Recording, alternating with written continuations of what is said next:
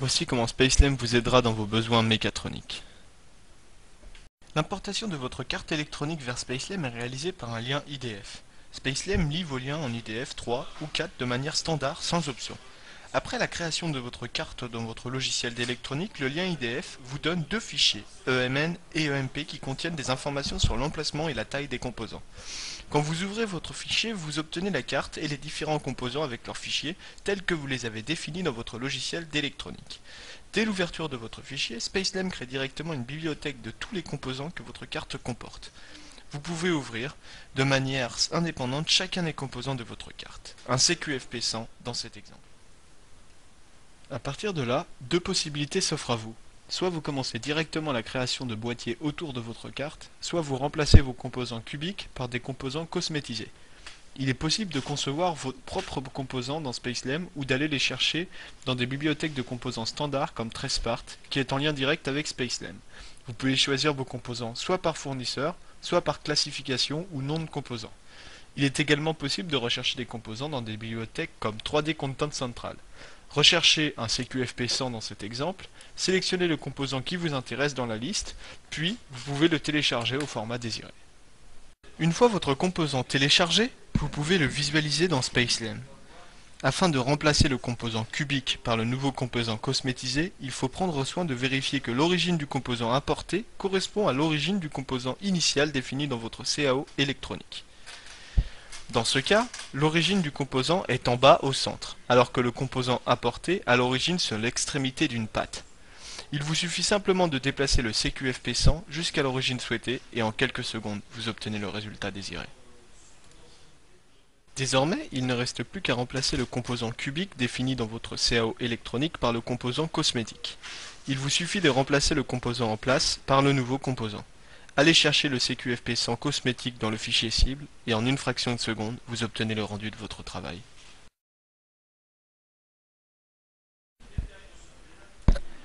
Répétez l'opération pour chaque composant afin d'obtenir l'intégralité des composants de votre carte en cosmétique. Désormais, nous allons commencer la création du boîtier. La première étape consiste à créer l'esquisse correspondant au contour de votre carte. Laissez un jeu suffisant pour mettre le passage de votre carte à l'intérieur du boîtier.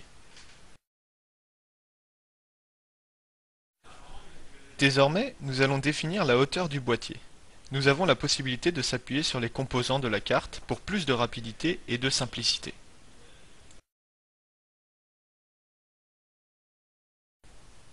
Il faut désormais définir les trous de passage pour nos composants en contact avec l'extérieur du boîtier. On trace simplement les esquisses définissant les endroits évidés. Il est également possible de laisser un jeu si besoin.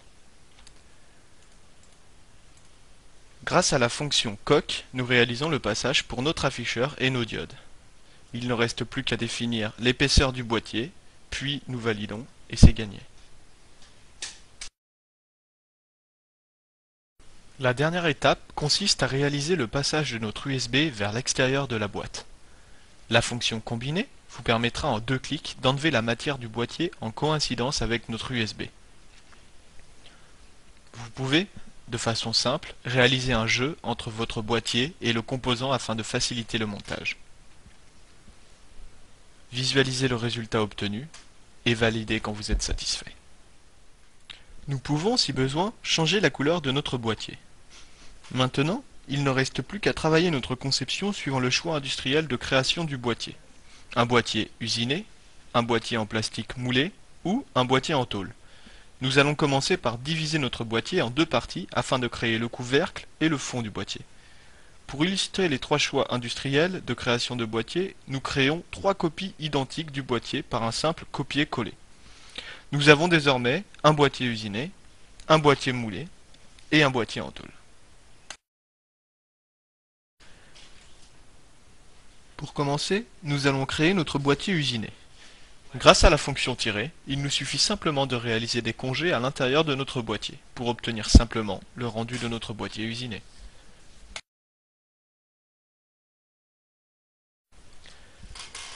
Pas de problème non plus pour un boîtier en plastique. Il nous suffit simplement de réaliser des congés à l'intérieur et à l'extérieur de notre boîtier pour éviter les angles vifs, puis de rajouter une dépouille pour permettre le démoulage. Si besoin, changez la couleur du boîtier et en quelques secondes, c'est gagné.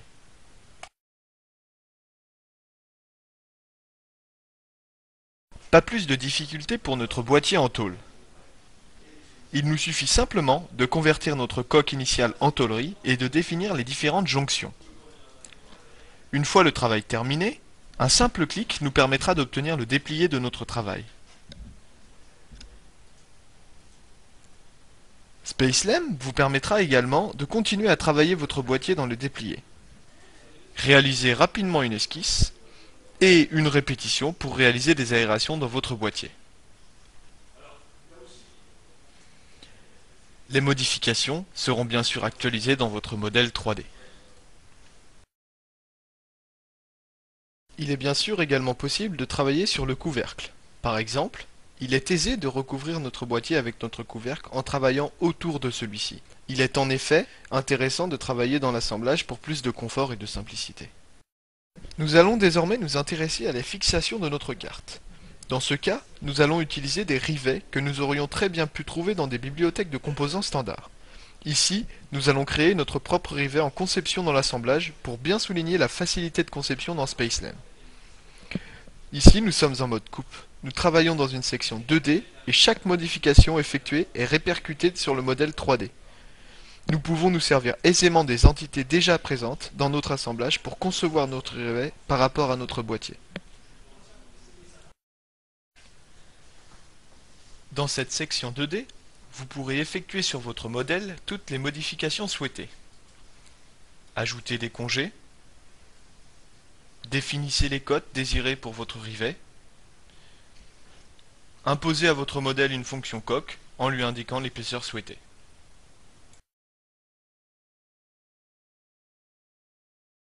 Grâce à la fonction combiner, vous pourrez rapidement effectuer des opérations de division, opérations booléennes entre un corps et un autre.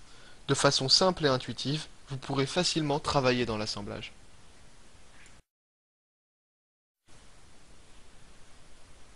Grâce à la fonction déplacer, vous pourrez rapidement copier vos composants et les placer dans votre assemblage pour obtenir au final le résultat désiré. Finissez de placer vos rivets et en quelques minutes, vous obtenez vos différents boîtiers spécifiques créés directement autour de la carte. Bien sûr, si vous travaillez avec des boîtiers standards, il est encore plus simple d'obtenir le résultat final en plaçant rapidement votre carte à l'intérieur du boîtier. Jamais la création d'un boîtier n'aura été aussi simple. Quelle que soit la méthode d'usinage désirée, vous obtiendrez un résultat rapidement, à moindre coût. Spacelem est disponible en version d'essai gratuite sur le site internet de Novacad. Essayez-le.